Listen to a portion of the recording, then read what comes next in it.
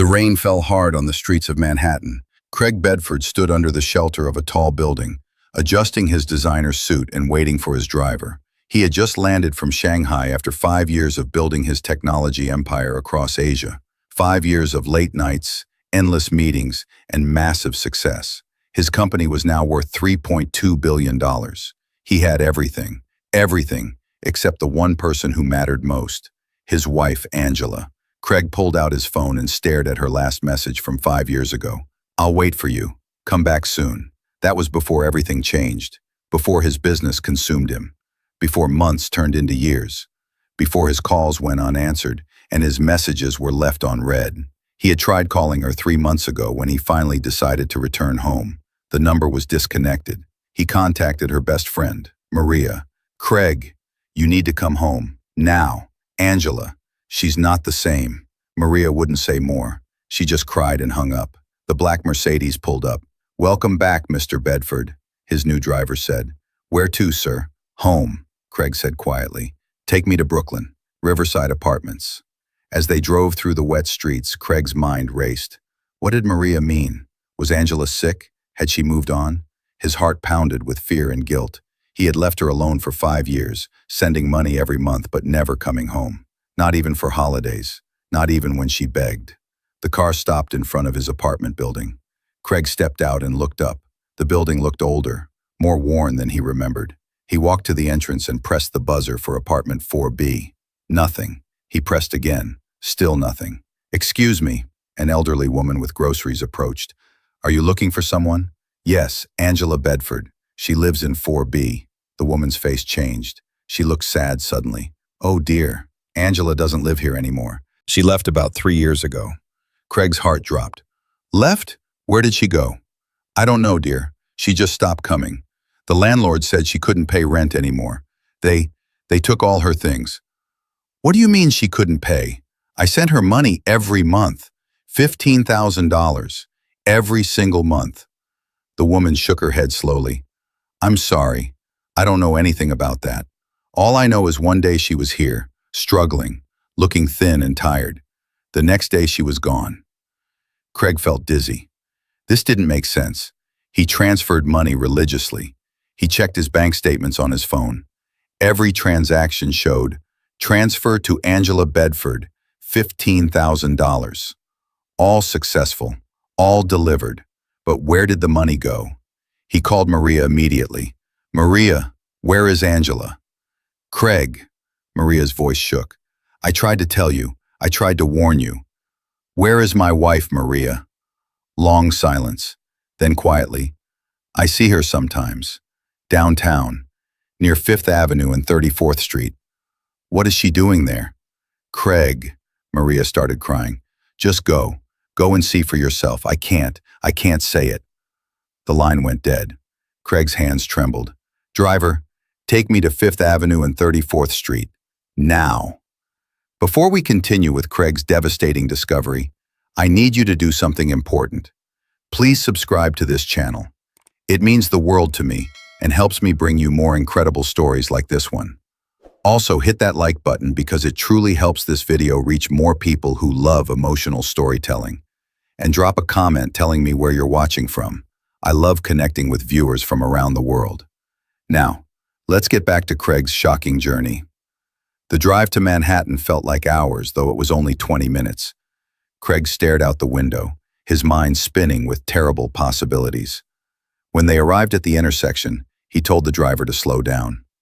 "Just drive slowly through this area," Craig said. "I'm looking for someone." His eyes scanned the crowded sidewalks. Street vendors, tourists, business people rushing past. Then he saw something that made his blood run cold. A woman, thin, wearing a torn jacket and old jeans, sitting on a piece of cardboard. In front of her was a small cup and a handwritten sign. The woman's face was hidden by long, tangled hair, but something about her posture, the way she sat with her shoulders curved inward, made Craig's heart stop. "Stop the car," he said, his voice barely a whisper. "Sir? Stop the car, now!" The Mercedes pulled to the side. Craig opened the door and stepped out into the rain. He walked slowly toward the woman, his expensive shoes splashing through puddles. As he got closer, he could read the sign. Please help. Lost everything. Anything helps. God bless. Craig stood 5 feet away, frozen. The woman still hadn't looked up. Then a businessman walked past and dropped a dollar bill into her cup. She looked up to say, "Thank you." That's when their eyes met.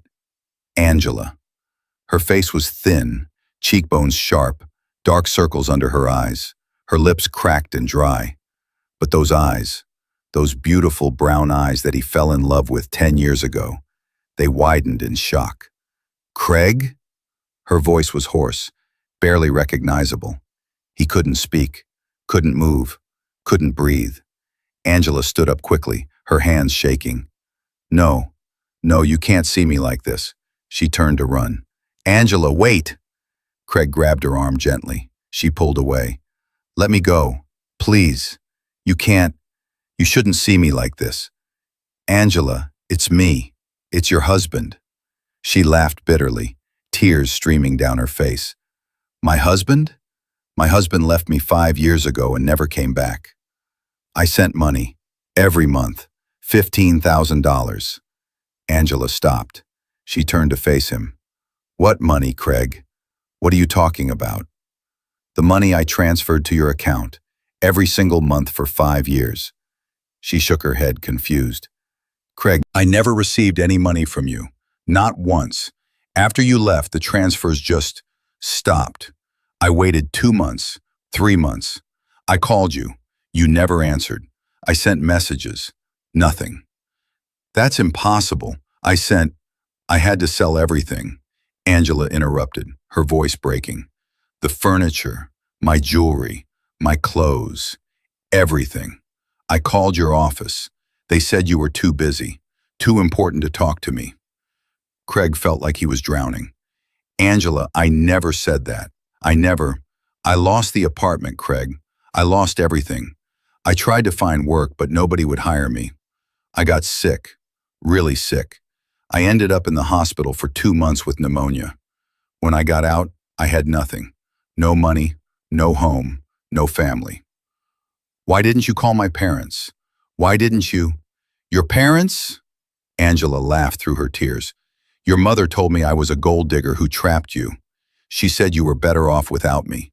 She said if I really loved you, I would disappear and let you be successful." Craig's world was crumbling. "Angela, I swear I didn't know.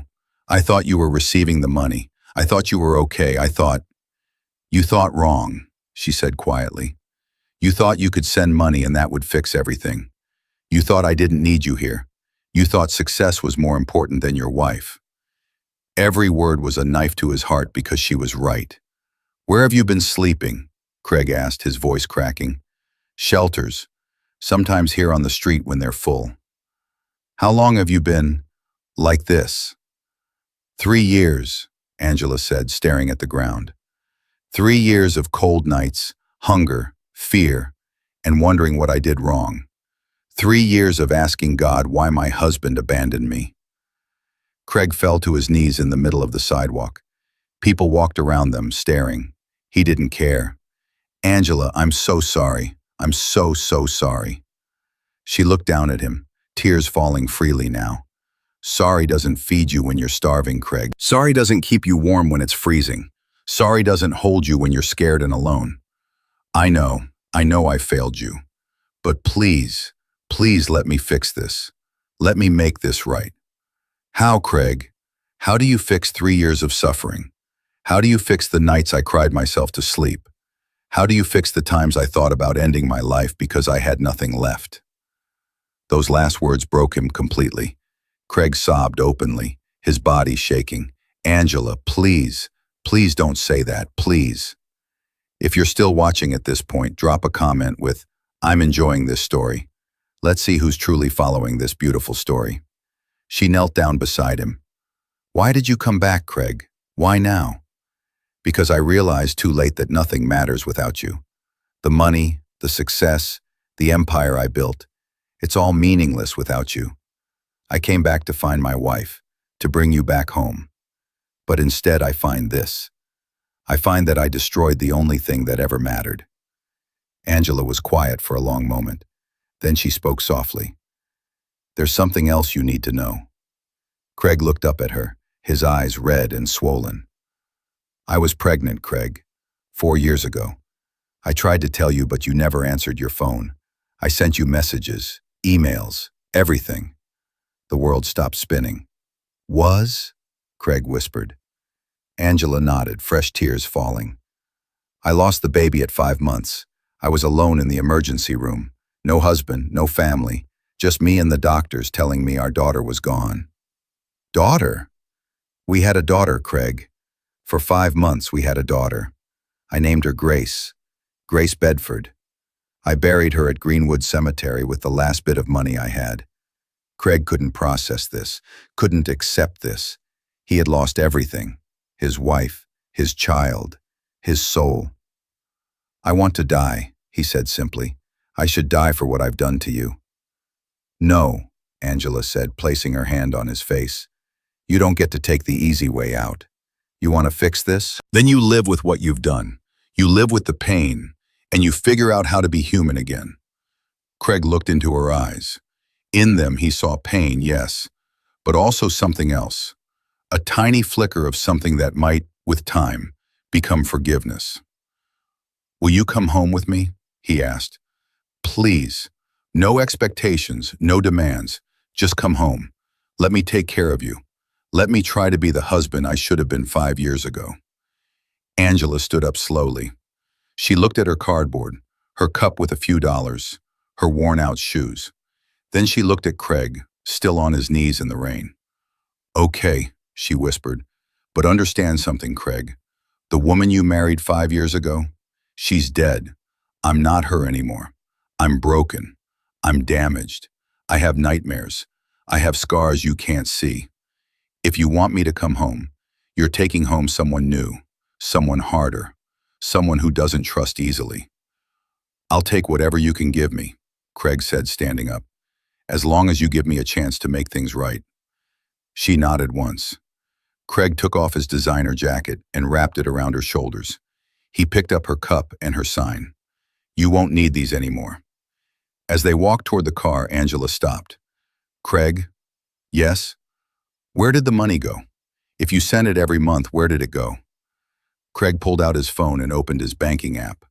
He showed her the transaction history. All the transfers to Angela Bedford account number 4782. Angela's face went pale. Craig, that's not my account number. My account is number 4792. That's off by 10 digits. Understanding hit Craig like a lightning bolt.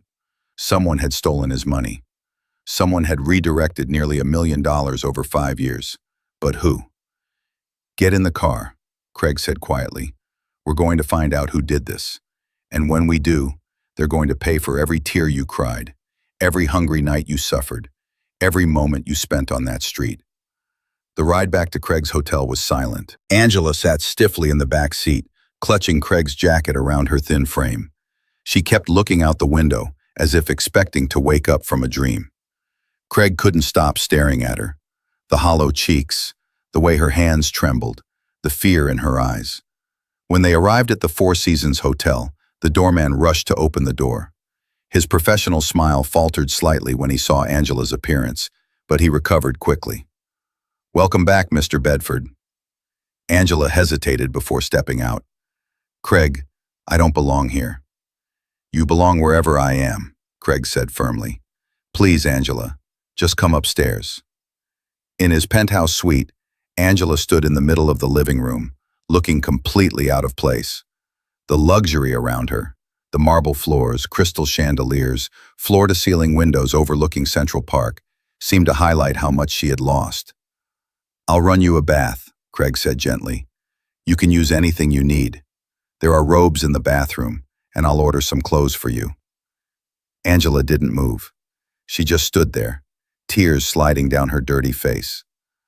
I used to dream about this, taking a hot bath, being warm, being clean. For 3 years, that's all I wanted. Craig's heart shattered all over again. Angela, please, let me help you. She finally nodded and walked toward the bathroom. When the door closed, Craig collapsed onto the couch, his head in his hands. He called his head of security immediately. "James, I need you to investigate something. 5 years ago, I set up automatic transfers to an account I thought was my wife's, account number 4782. I need to know who owns that account and where nearly $1 million went." "Yes, sir. I'll have answers within 24 hours. Next, Craig called his personal assistant. "Linda, I need you to go to Bergdorf Goodman right now. Buy everything a woman would need. Clothes, shoes, toiletries, everything. Size small. Simple, comfortable styles. Nothing too flashy. And Linda, this is for my wife. She's been through hell, and I need you to treat this like it's the most important thing you'll ever do." "Of course, Mr. Bedford. I'll take care of it personally." An hour later, Angela emerged from the bathroom wearing a white hotel robe. Her hair was wet and clean for the first time in who knows how long. Without the dirt and exhaustion masking her face, Craig could see how much weight she had lost. Her collarbones were sharp, her arms thin. "There's food," Craig said, gesturing to the room service he had ordered. "Please eat something." Angela looked at the spread: grilled salmon, pasta, salad, fresh bread, and her eyes filled with tears. "I haven't seen this much food in years." She sat down slowly and picked up a piece of bread. Her hands shook as she brought it to her mouth. She chewed slowly, savoring every bite. Craig watched, feeling sick with guilt.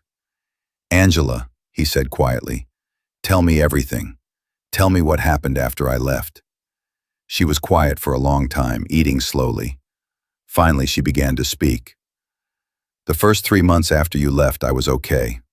I used our savings. I thought you'd be back soon. You said 6 months, maybe a year. But then the money ran out. I tried calling you every day. Your secretary always said you were in meetings. I sent emails. Nothing." Craig closed his eyes, remembering those days. He had been so consumed with negotiations, with proving himself in the Asian market.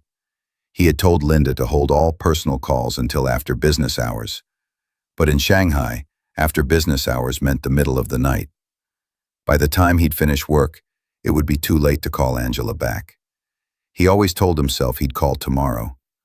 Tomorrow turned into weeks. Weeks turned into months. "I sold my jewelry first," Angela continued.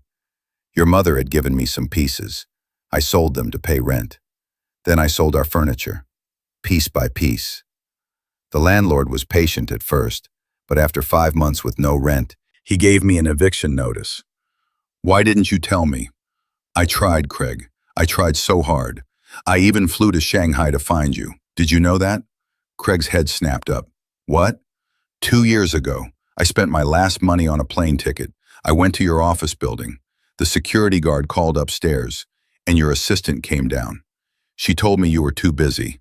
She told me you had specifically requested that family matters not interrupt your work. She gave me $500 and told me to go home." "Linda? Linda did this?" "I don't know her name. A woman in her 30s, blonde hair, very professional." That was Linda, his trusted assistant for 7 years, the same woman he had just called to buy Angela clothes. "She lied to you," Craig said, his voice dangerously quiet. "I never said that.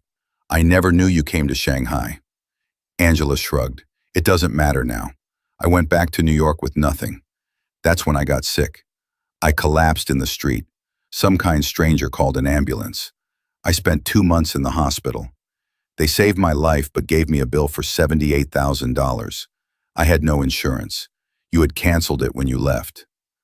"I canceled your insurance?" Craig felt dizzy. "Angela, I never canceled anything. I specifically told my accountant to maintain all your benefits." "Well, somebody canceled it. After the hospital, I had nowhere to go. The social worker helped me get into a shelter. But there are waiting lists, rules, curfews. Some nights the shelter was full. Those nights I slept outside." "Stop," Craig said, standing up. "Please, stop. I can't hear anymore." "Why not?" Angela asked, her voice sharp. "You weren't there to live it with me. The least you can do is hear about it." Craig walked to the window, his fists clenched. Someone had systematically destroyed his wife's life. The canceled insurance, the redirected bank transfers. Linda lying about Angela visiting Shanghai. This wasn't random. This was deliberate. Angela, I think someone sabotaged you. Someone wanted you to suffer. She laughed bitterly. You think? Craig, I'm not stupid. I figured that out about a year ago. But what could I do? I had no money, no phone, no way to reach you. I was invisible. Just another homeless person people step over. Craig's phone buzzed. A text from James, his head of security. Found something. Need to meet in person. Tonight. I have to go out for a few hours, Craig said. My assistant will be here soon with clothes for you. Please stay here. Eat. Rest. I'm going to fix this. I promise. Angela looked at him with empty eyes. Don't make promises you can't keep, Craig. I've heard enough of those to last a lifetime. Craig met James in a private room at a restaurant nearby. James was ex-FBI, a serious man who didn't waste words. You're not going to like this, James said, sliding a folder across the table. Craig opened it. Inside were bank statements, transaction records, and photographs. The account number 4782 belonged to someone he knew very well, Linda Mitchell, his personal assistant. She's been stealing from you for 5 years, James said. Nearly $1 million, transferred in small amounts every month. She also bribed several people in your company to block your wife's calls, cancel her insurance, and intercept her messages. When Mrs. Bedford flew to Shanghai, Linda paid her off and threatened her. Threatened her with what? She told your wife that if she kept trying to contact you, she'd make sure you filed for divorce and left Mrs. Bedford with nothing. She showed her fake legal documents. Your wife believed her. Craig's hands shook with rage. Why? Why would Linda do this? James pulled out more photographs. Because she wanted you for herself. She's been in love with you for years. She thought if she eliminated Angela, eventually you'd notice her. She planned to comfort you after the marriage fell apart. The photographs showed Linda outside Craig's Shanghai office building, watching him. Dozens of photos taken over years. Notes she had written to herself. Today he smiled at me. One day he'll see me. She doesn't deserve him. Craig felt sick. Where is she now? At your Manhattan office, preparing for your return. Good. Keep her there. I'll deal with her tomorrow. If you're still watching at this point, drop a comment with, I'm enjoying this story. Let's see who's truly following this beautiful story. When Craig returned to the hotel, Angela was asleep on the couch, wearing new clothes Linda had dropped off earlier.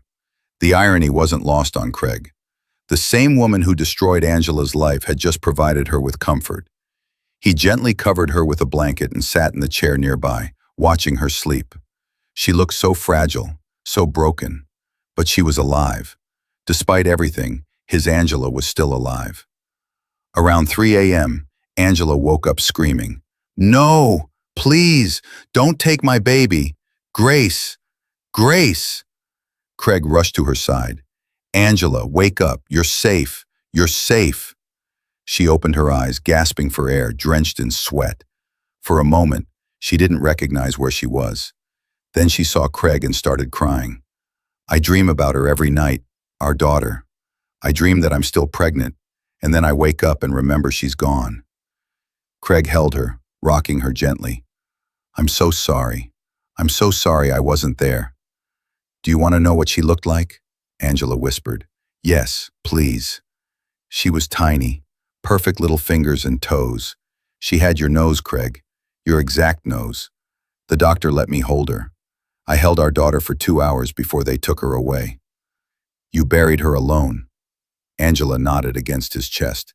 At Greenwood Cemetery. Plot 147, Section D. I visit her every week. It's the only place I feel close to you anymore, because part of you is buried there with her. Tomorrow, Craig said firmly.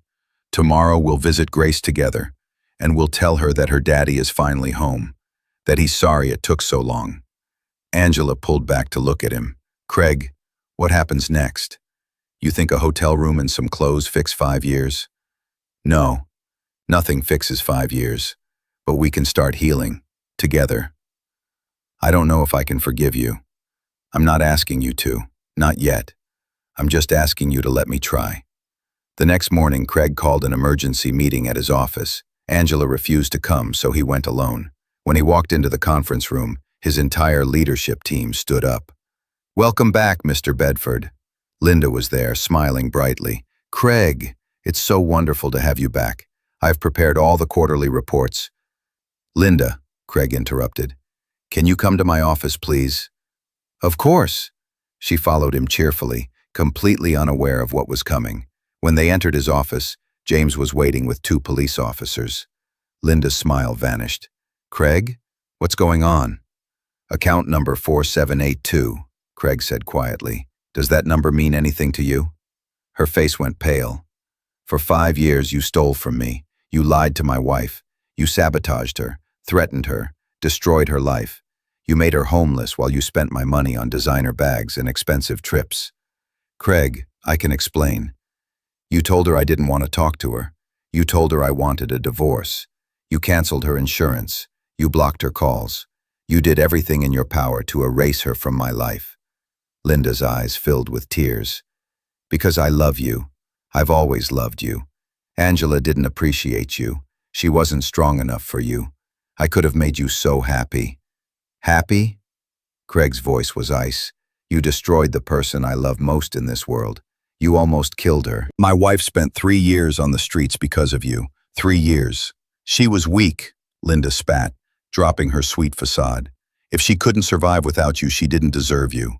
Craig stepped closer. "Officers, arrest her. I'm pressing charges for theft, fraud, and any other crime that applies. I want the maximum sentence possible." "Craig, please! I did this for us." "There is no us. There was never an us. You're a criminal who destroyed an innocent woman's life, and you're going to pay for every single thing you did." The officers handcuffed Linda. As they led her away, she screamed at Craig, "She'll never love you again. You'll never get back what you lost. I made sure of that." When the door closed, Craig collapsed in his chair. James put a hand on his shoulder. "You did the right thing." "Did I?" "Linda's going to jail, but Angela's still broken. How is that right?" "It's a start. Justice is a start." That afternoon, Craig and Angela stood in front of a small grave marked with a simple stone. "Grace Bedford, forever in our hearts."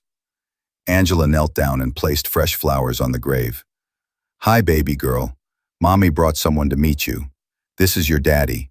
He's been away, but he's home now." Craig knelt beside her, tears streaming down his face. He placed his hand on the stone. "Hi, Grace. I'm your daddy.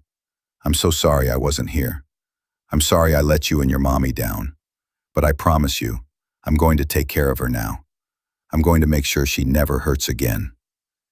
They stayed there for an hour, talking to their daughter together for the first time and last time. As the sun began to set, Angela stood up. "We should go." "Angela," Craig said, "move back in with me.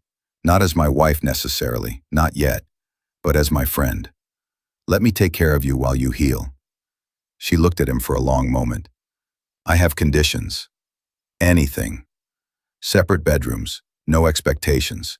I need therapy and you'll pay for it. And Craig, if I want to leave, you let me go. No questions." "Agreed. Anything else?"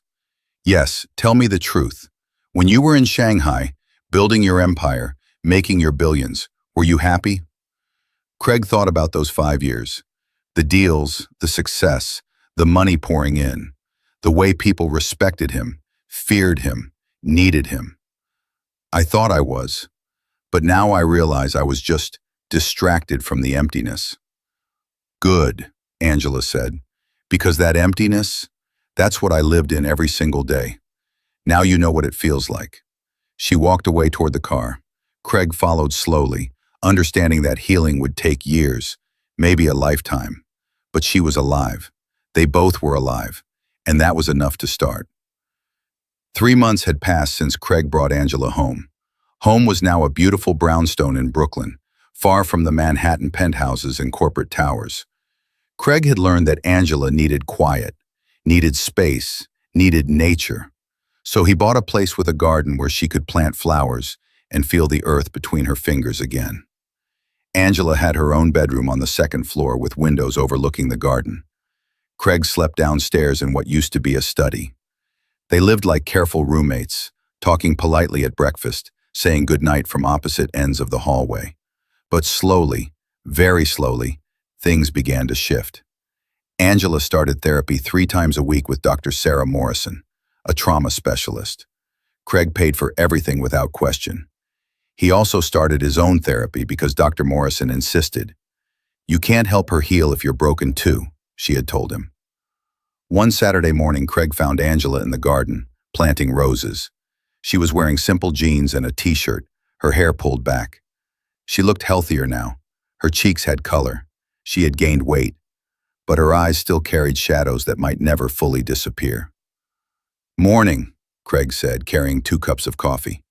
"Morning." Angela accepted the coffee with a small smile. "Thank you. They're pretty," Craig said, gesturing to the roses. "They're called New Dawn roses. They're survivors. They can grow in almost any condition, even after harsh winters." Craig understood the metaphor. "Like you." Angela's smile faded slightly. "I'm not sure I'm surviving, Craig. I'm just existing." "That's still something.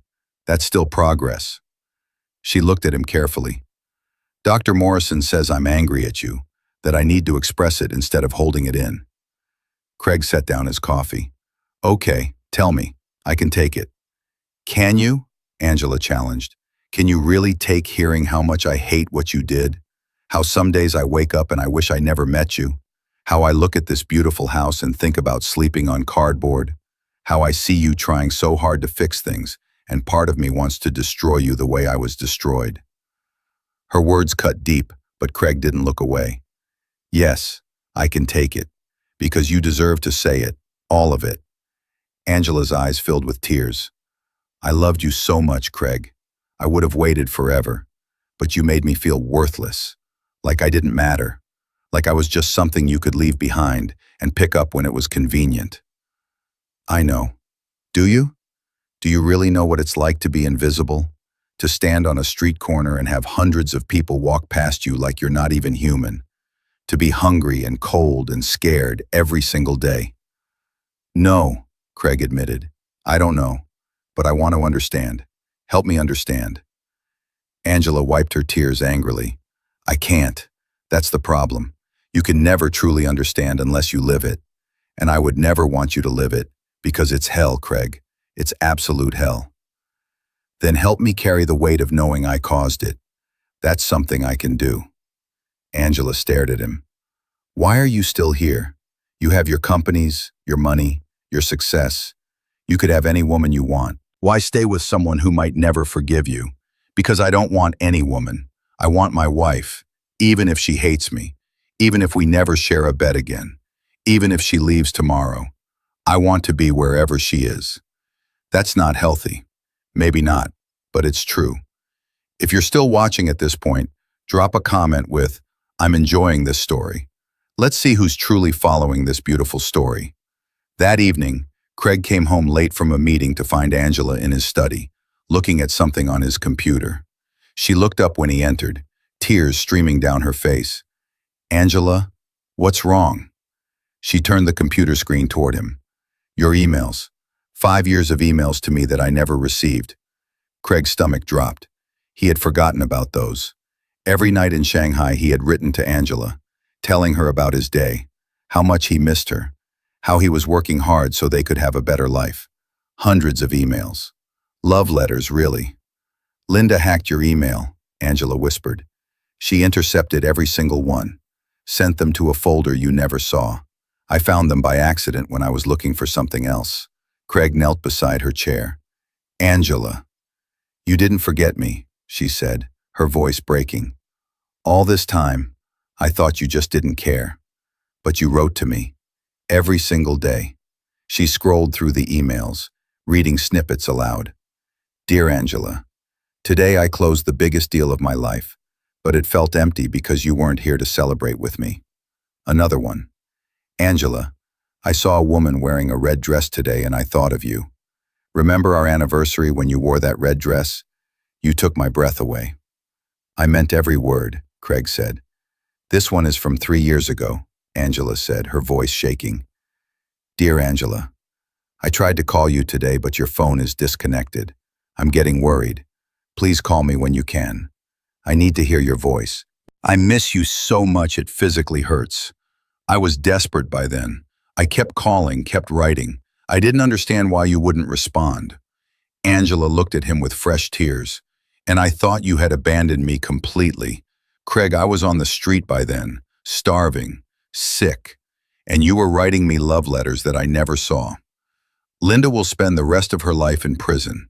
It's not enough. It will never be enough. Angela closed the laptop. Read me one. Out loud. Craig pulled the computer over and found one from 4 years ago. He read, My dearest Angela, tonight I walked by a park and saw an old couple holding hands. They must have been married for 50 years, maybe more. And I thought about us. I thought about growing old with you, about holding your hand when we're 70, about telling our grandchildren stories about how I fell in love with the most beautiful woman in the world. I'm working so hard to build a future for us, but that future means nothing if you're not in it. I love you more than I love success, more than I love money, more than I love anything else in this world. Come back to me, or let me come back to you. Just say the word and I'll drop everything. You're my home, Angela. You've always been my home. When he finished, Angela was sobbing. Why didn't you just drop everything? Why didn't you come home? Because I'm an idiot. Because I thought providing for you meant building an empire. I thought love meant success. I was wrong. Love means showing up. Love means being there. Love means choosing your person over everything else. Angela stood up and walked to the window. Do you know what I would have traded all of this for? She gestured at the house, the furniture, the life around them. A phone call. Just one phone call where you said, I'm coming home. That's it. That's all I wanted. I can't go back and make that call, but I'm here now, and I'm never leaving again. She turned to face him. What if I can't love you anymore? What if that part of me died on the street? Then I'll love you enough for both of us until you figure out if that part can come back to life. The breakthrough came on a Tuesday in December, exactly 6 months after Craig found Angela on the street. It was snowing, the first snow of the season. Craig was in the kitchen making hot chocolate when he heard a sound from the garden. He looked out to see Angela standing in the snow in her bare feet, arms spread wide, face turned up to the sky. He grabbed a blanket and ran outside. Angela, you'll freeze. I'm feeling it, Craig, she said, not moving. For 3 years, I felt nothing. I was numb, empty. But right now, I feel the cold. I feel the snow on my face. I feel alive. Craig wrapped the blanket around her shoulders. Come inside, please. Instead, Angela turned to him. I want to visit Grace, right now. Will you come with me?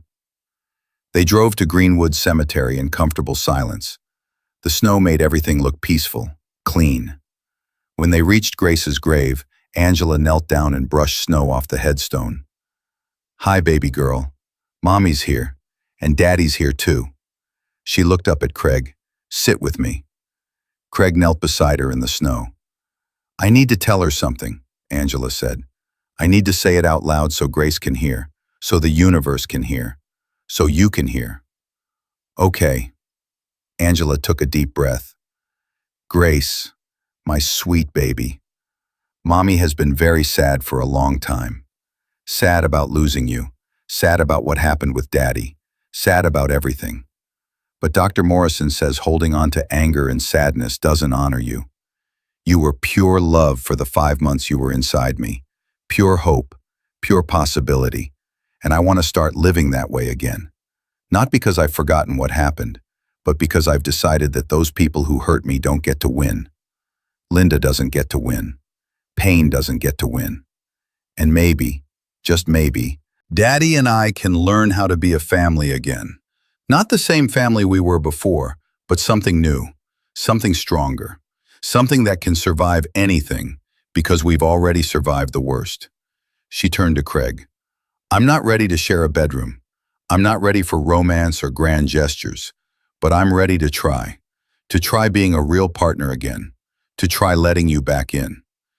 Craig's vision blurred with tears. Angela, let me finish. I forgive you, Craig. Not because you deserve it, but because I deserve peace. I deserve to stop carrying this weight. I deserve to be happy again. and I can't be happy while holding on to hate. I don't deserve your forgiveness. You're right, you don't. But I'm giving it to you anyway because that's what love does. Love forgives the unforgivable. Love tries when it's easier to quit. Love plants new dawn roses that bloom even after the harshest winter. Craig pulled her into his arms, and for the first time in 6 months, she didn't pull away. She held him back, her head against his chest, both of them crying in the snow at their daughter's grave. "Thank you," Craig whispered. "Thank you for giving me another chance. Don't waste it. If you ever leave me again, if you ever choose work over us again, I'm done. Do you understand? This is your one chance to get it right." "I understand. I promise you, Angela. I promise." If you're still watching at this point, drop a comment with, "I'm enjoying this story." Let's see who's truly following this beautiful story. 1 year later, Craig stood in the garden watching Angela paint. She had set up an easel outside and was working on a portrait. She painted often now, selling her work online. She had even been featured in a local gallery. Success on her own terms. The garden was full of blooming roses, new dawn roses specifically. Angela had planted dozens of them, creating a sea of soft pink flowers that attracted butterflies and bees. It was beautiful. It was alive. "What are you painting?" Craig asked, walking over with lemonade. Angela smiled. "You. I'm painting you." He looked at the canvas. It showed a man standing in a garden, surrounded by roses, looking lost but hopeful. "That's how you see me? That's how you were when you found me. Lost, searching, hoping you weren't too late."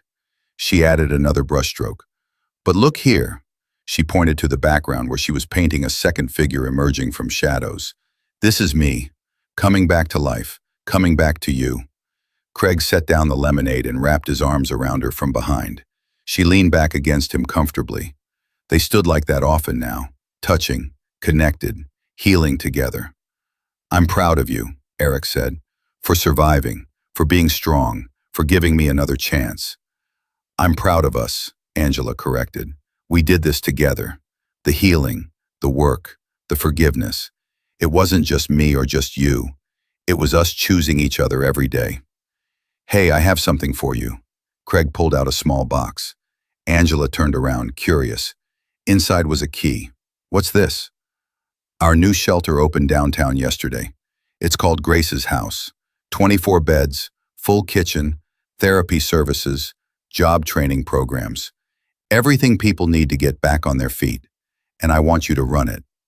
Angela's eyes went wide. "Craig, you understand what they're going through. You know what they need.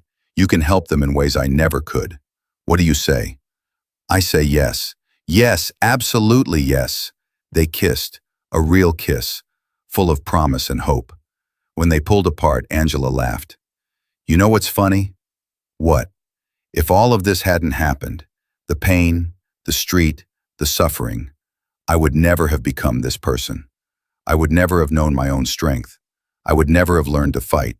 So in a weird way, I'm grateful." "You're grateful for being homeless and abandoned?" "No, I'm grateful for discovering that I'm stronger than I ever knew. I'm grateful for learning that material things don't matter. I'm grateful for understanding that real love isn't about grand gestures. It's about showing up every day, especially on the hard days." Craig pulled her close again. "I'm going to show up every day for the rest of my life. That's my promise." "Good, because I'm going to need you when we start running Grace's house. It's going to be hard work. We'll do it together." From the house, they heard Craig's phone ringing. He ignored it. Let it go to voicemail. It might be important. Nothing is more important than this moment right here. Nothing. Angela smiled and picked up her paintbrush again. As she added more colors to the canvas, Craig watched her. The woman who had been broken was putting herself back together, piece by piece, and he was honored to be part of her healing journey. That evening, they visited Grace's grave together like they did every Tuesday, but this time they brought news. "Hi, baby girl," Angela said, kneeling down. "Mommy and Daddy have something to tell you. We're opening a house in your name, Grace's house. We're going to help people who are lost and hurting, just like Mommy was. We're going to give them hope. Because of you, baby. Because you taught us that even the briefest life can have enormous meaning. Craig added, and Grace, I want you to know I'm taking care of Mommy now. I'm doing what I should have done from the beginning. I'm loving her the right way. I'm staying. I'm showing up. I promise you, baby girl, I promise I'll never let her down again. As they stood to leave, Angela slipped her hand into Craig's. It was such a simple gesture, but it meant everything. It meant trust. It meant partnership. It meant love that had been tested by fire and emerged stronger. Ready to go home? Craig asked. Angela nodded. Yes, let's go home. 2 years after Craig found Angela on the street, they stood together at the grand opening of Grace's house. The mayor was there. Local news covered the event. But more importantly, 24 people moved into the shelter that day. 24 souls who had been sleeping rough, surviving day by day, hoping for a miracle. This is your home now, Angela told them in her opening speech. Not because we're charitable people, but because every human being deserves dignity. I know what it's like to have nothing. I've been where you are. I've felt that hopelessness. But I'm here to tell you that you can come back from it. You can rebuild. You can survive. And we're going to help you do it. After the ceremony, one woman approached Angela. She was young, maybe 25, with haunted eyes. Thank you, she whispered. I was about to give up. Angela pulled her into a hug. You don't have to give up. Not anymore. You're safe now. Craig watched his wife comfort this stranger, watched her pour love into someone who needed it desperately. This was the Angela he had fallen in love with, compassionate, strong, unstoppable. But she was also someone new, someone who had walked through fire and emerged as steel. That night, in their bedroom, they shared a bedroom now, Angela curled up against Craig. Thank you for finding me, she said. Thank you for letting me find my way back to you. I love you, Craig Bedford. I love you, Angela Bedford. Today, tomorrow, and every day after that. As they drifted to sleep, Craig thought about the journey that brought them here. The pain, the mistakes, the redemption. He had been a billionaire who thought success meant money and power. But Angela had taught him that real success meant showing up for the people you love. Real success meant choosing connection over achievement. Real success meant knowing when to come home. And he was finally home. Dear viewers, what an emotional journey we've been on together with Craig and Angela. Their story reminds us that true wealth isn't measured in money, but in the strength of human connection and the power of forgiveness. If this story touched your heart, please give us a thumbs up and share it with someone who needs to hear this message today. Don't forget to subscribe to our channel for more powerful stories that will move your soul. Hit that notification bell so you never miss our latest uploads. And please, drop a comment telling us what you learned from Craig and Angela's journey. Where are you watching from? We love hearing from you.